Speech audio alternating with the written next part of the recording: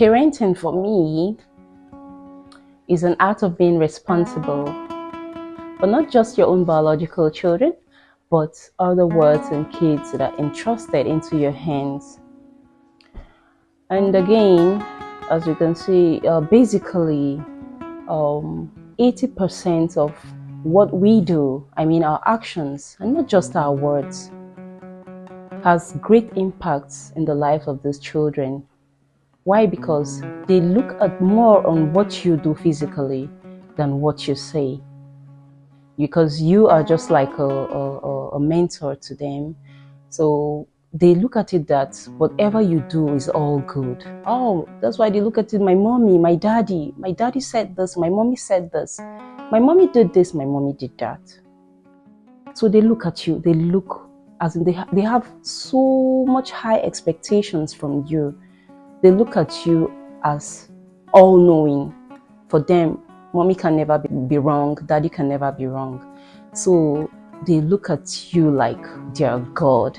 The society is being messed up on a daily basis because of the nonchalancy of the kind of mothers that are raising children for us these days.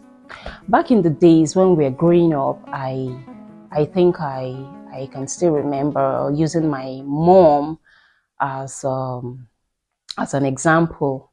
My mom used to be a disciplinarian, and when I mean a disciplinarian, when she wants to beat you today, I don't think you can even escape it. Why? Because she will beat you. She will beat you, and if she beat you, you're gonna say she beat you. You know, at a point, my mom she even stopped beating us. When she looks at you, you understand what she means immediately. She doesn't even have to raise the cane on you anymore. But you see, these days, when you go out and you see the kind of children they are raising these days, it will marvel you. Why? Because you'll be like, what's really happening? What is really happening? You see, sometime, like there was a day my husband came back and was complaining to me.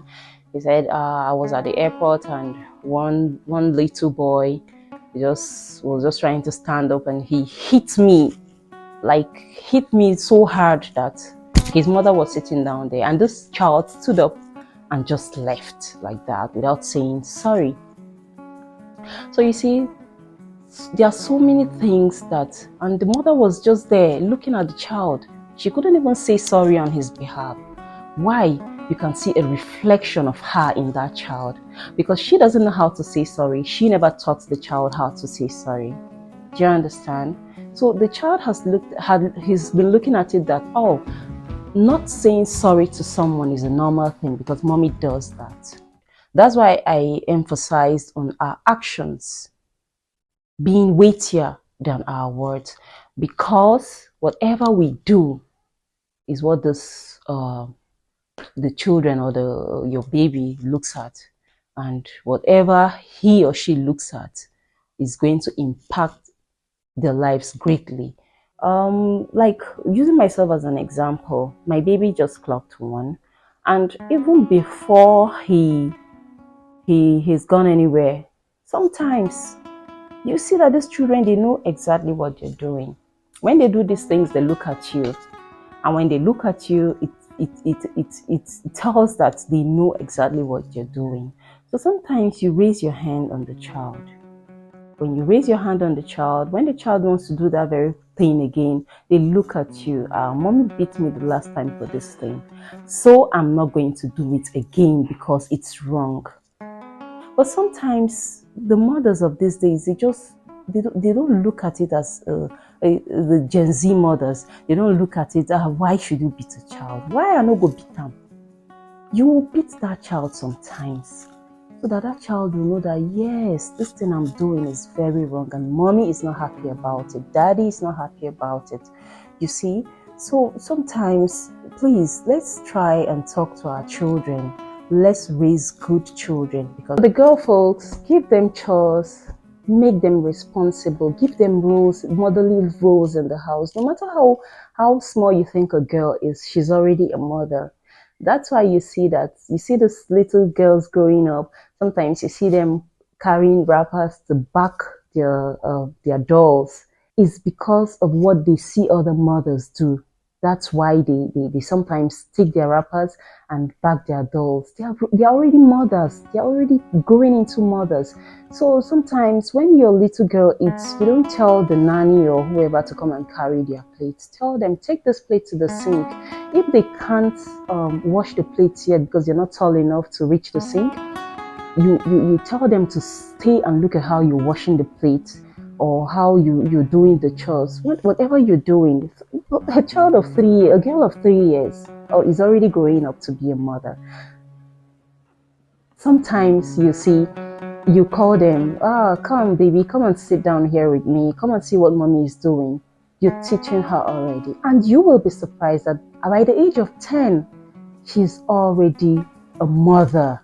And for the male folks, oh my god, they have a lot to do. Why? Because they are going to be the heads of their homes one day.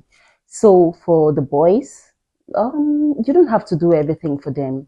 Like lacing their shoes, you don't have to do it for a very long time for them. Begin to teach them how to lace their shoes. Give them roles as fathers in the house because they are future fathers. Give them roles. Make them responsible. You understand? Make them responsible.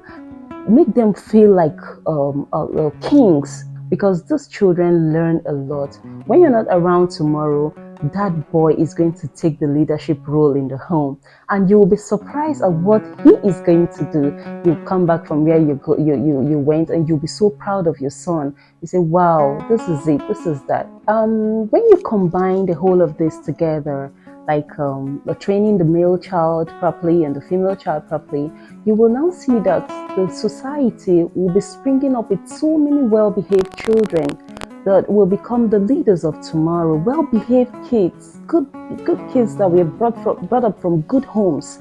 And when you combine this whole thing, the society will be a better place. Thank you very much. Have a nice day and Happy New Year to you all.